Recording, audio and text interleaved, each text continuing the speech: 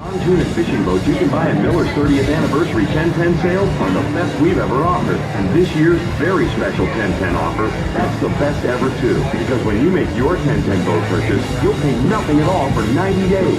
That's no payments whatsoever till fall. Which means you can get an awesome Smoker Craft 14 Big Fish with a Yamaha 15 horsepower 4-stroke and trailer for just $6,990. Smoker Craft 172 Ultima boat with 115 horsepower Yamaha and trailer. Sunday, Rashidi Rajkumar coming to you live from the Minnesota State Fair. All right,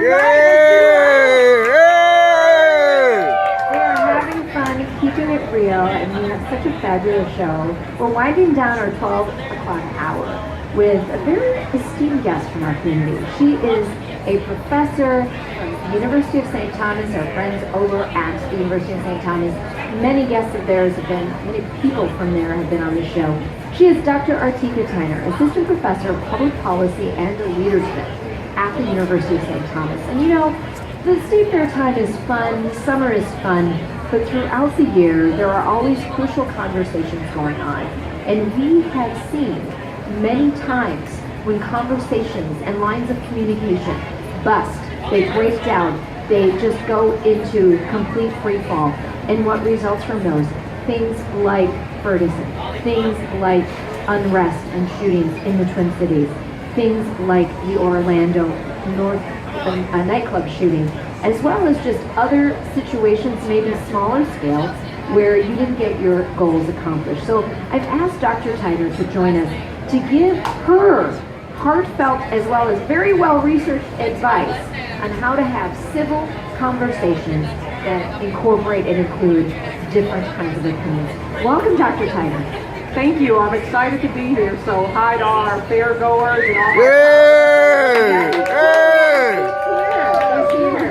All right, well, first of all, let's define what we're talking about. What is a civil conversation? A civil conversation is rooted in values. Because oftentimes when we think about a conversation, it's an audible thing, just hearing, people talking. But if we think about values as it relates to being a part of a community, it's based upon respect, upon trust, upon humility. Conversations then can serve as a tool to engage, to transform, and even strengthen our communities. But oftentimes, what happens is the conversations are interrupted. So how can we create a type of system of engagement that allows us to touch our hearts and minds in strategic ways?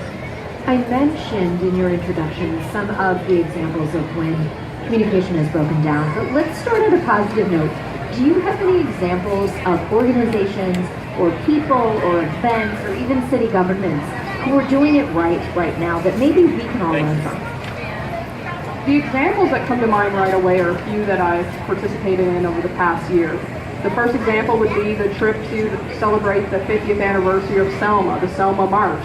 It brought together people from different racial backgrounds, religious backgrounds, all for one common goal, to say what are the challenges associated with civil rights today and voting. We looked at the lessons that we could learn from the past, to know that the impact of segregation, to know the impact of Jim Crow excluded people from the right to vote.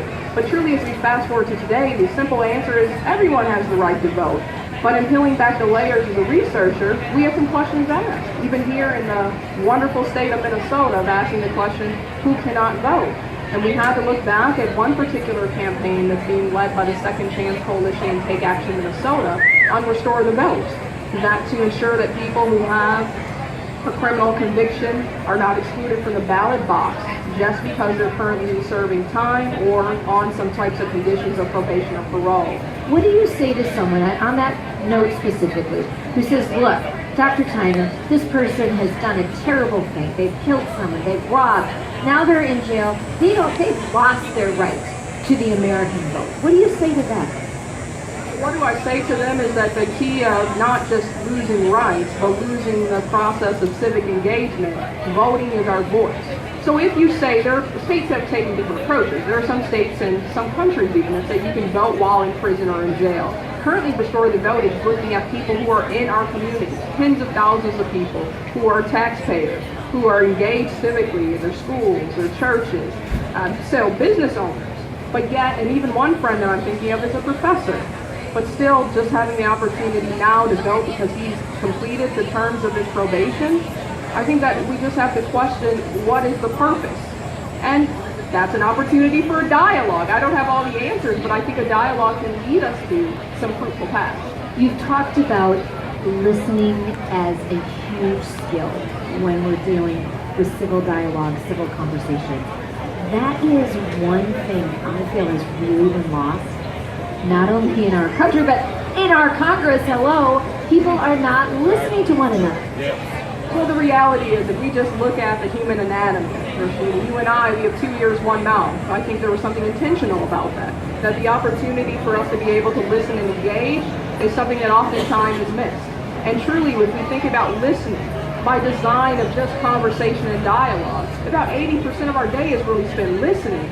But I think the challenge is people just say it's hearing, that I've heard you, I've heard your perspective. But key to a civil dialogue is not just me hearing you, but processing the information that you're saying. Like, for instance, one thing that psychologists are saying is that if, for instance, what you tell me, if I can repeat it back before I give a response, I'm more likely to understand your frame of reference, your ideas, and we are more likely to also be able to create solutions between the two of us. So that's just a simple thing, restating what I heard. She's so full of knowledge. I just love listening to her. She is Dr. Artika Tyner, Assistant Professor of Public Policy and Leadership at the University of St. Thomas. And we are going to ask you to jump in on the conversation. If you're on our State Fair porch, be sure to come up to the porch. I'm going to take a break in a little minute. After the break, we'll take your questions right here at the porch. I want Dr. Tyner to kind of give us some real practical advice, practical tools. All right? So when you think of, Dr. Tyner, when you think of some of the negative situations we've seen this year alone, not even just this summer, but this year alone, Orlando, some of the different cities that have major racial unrest, cops and community, police and community relationships. Do you feel like there's a theme, other than they're not listening, what's a theme for the breakdown? Well, recently I was appointed at the University of St. Thomas as the Associate Vice President for Diversity and Inclusion. And within that role, one consistent theme that I see as a challenge around this idea, I know academics call it implicit bias, but the reality is that oftentimes we have a bias or idea, a perception, a stereotype, or a myth that excludes us from engaging with each other.